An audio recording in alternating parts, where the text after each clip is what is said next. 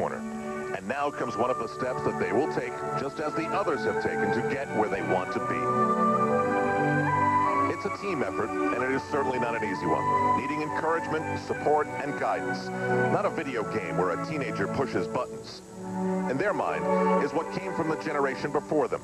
A magnificent seven who charged through the distractions to stand alone in the Olympics of Atlanta. It's difficult to repeat history, but this new group is willing to try. And tonight, they take one more step in that direction as they take what they've got and push a little further, with thousands watching at the U.S. Gymnastics Championships.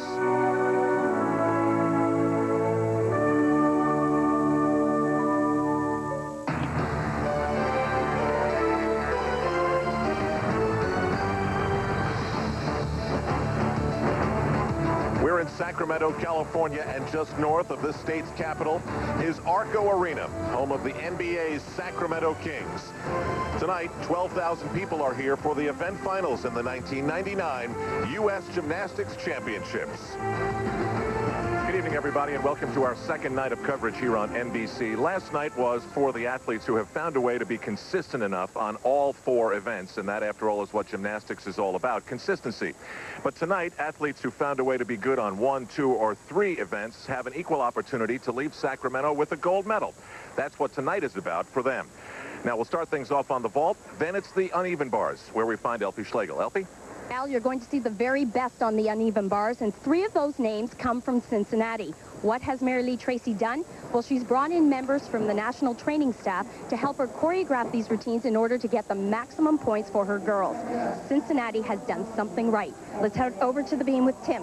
Thanks, Elfie. I had a chance to talk with some of the athletes and coaches, and the theme tonight for Beam is opportunity. Another chance to compete in front of the judges, a large audience, and just feel that pressure. Because remember, folks, this thing, it's only 4 inches wide. Each one of these athletes is a potential world or Olympic team member. And when you talk about 4 inches wide, you add in a little bit of pressure. A little bit of practice is not a bad thing. Let's go on down to Beth. Thanks, Tim. Talk about practice. Elise Ray was one of 4 athletes that took an extra morning practice this morning, and the floor routine will be the highlight of her night tonight. In the all-around competition, she had the second highest floor score. It was a 9.8. She's graceful, she's skillful, and watch her first tumbling pass. It is right now one of the toughest being done in the country. Beth, for a second straight year, Krista Maloney has become the national champion, crowned last night. And she, like many of the gymnasts, have bumps and bruises to deal with. She's got a stress fracture in her shin, and although she qualified for all 4 of the event finals we'll see tonight, she has elected to compete in only 2. Now, guys, Vanessa Atler has every reason to not be completely focused as she starts on the vault tonight after falling once again on the uneven bars, costing her the national title. Yeah, it was very unfortunate. She gets to erase just a little bit of that pain. And this is almost a walk in the park for Vanessa Atler. One of the greatest vaulters in the world right now.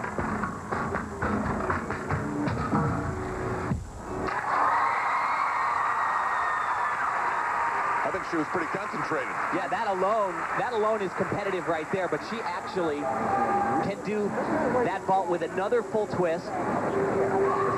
She was the first one to ever perform a 10-0 vault for the U.S. with the new code of points. What's important to point out here in this competition is Vanessa is the only one who's doing 2 very difficult vaults that are valued out of a 9.9.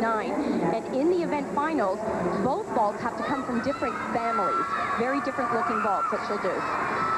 As you can see, her left ankle is heavily taped. It forced her to miss full training for 5 months.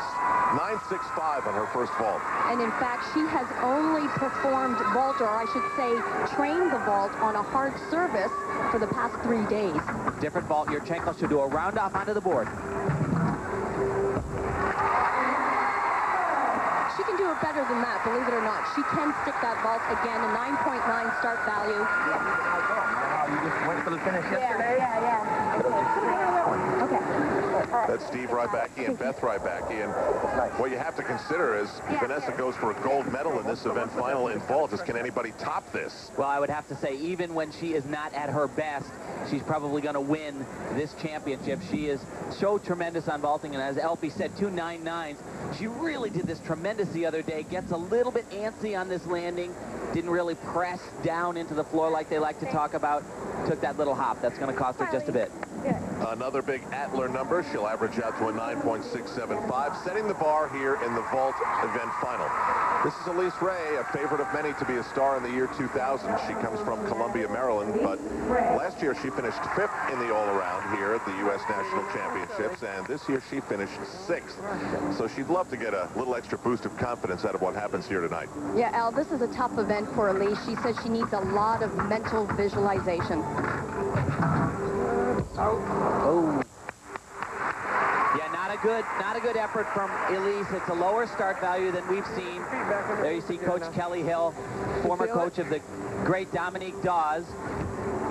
Now the start value on this vault is only out of a 9.8. That means that's the maximum she can score on this particular vault. The difficulty is the blind landing, of course. 1.5 twist, just not enough rotation to stand it up. Under what is still called the new code of points, Vanessa Atler, in contrast, became the first American to attempt and hit a vault with a 10 start value earlier this year at the American Cup. You see the numbers up on the left-hand corner. The 3407 indicates the type of vault that Elise is about to perform. This one is only out of a 9.5. Oh, that was beautiful, though. I'm telling you, we're going to have to lay that baby out. That has gotten so much better. Good for you. And if she does do that, she will increase that start value a little bit. But this is what's nice about gymnastics. You love to see someone run down, fly through the air, and do that. It's beautiful. Stick the landing. So the judges award Elise Ray a 9.125. She'll average out to an 8.962. We mentioned that this night is for people who haven't mastered all 4 apparatus. Someone like Marline, for example, the 97 junior national champion. She qualifies here in the vault and would love to leave Sacramento with what could be a lot of prestige. And Al, this is definitely her event. It's her favorite event, but she's coming into this competition with 2 very difficult vaults. Both of them are at a start value of 9.8. Remember, they're both averaged. Very powerful vaulter. Watch how far she flies here.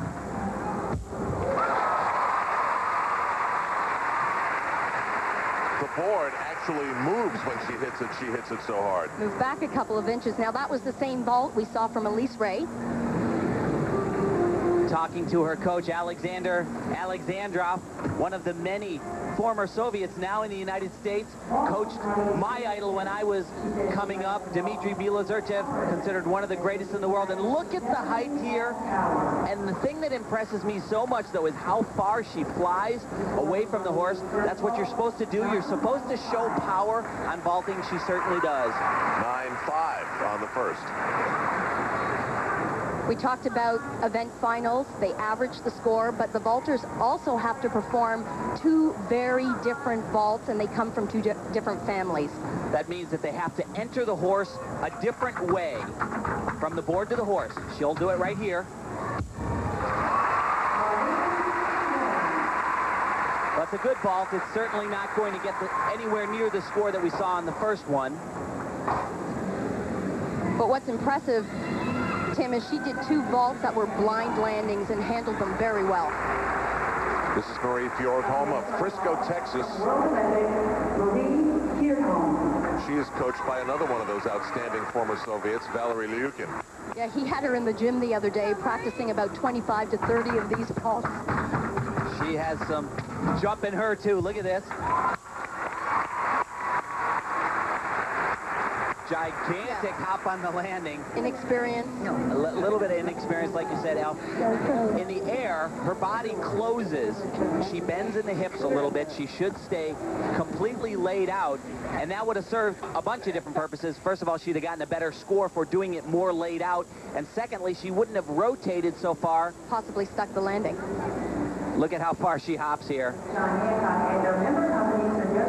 This is the first time that she's competed in the senior competition. It's the largest crowd she's ever performed in front of, without a doubt. Yeah, no question about it.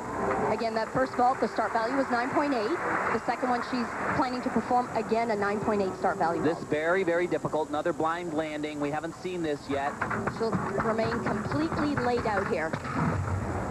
It's tough vault. Yeah. Very, very tough. She does that so well. One of the hardest pieces of gymnastics to stick. Right there, that handspring laid out front.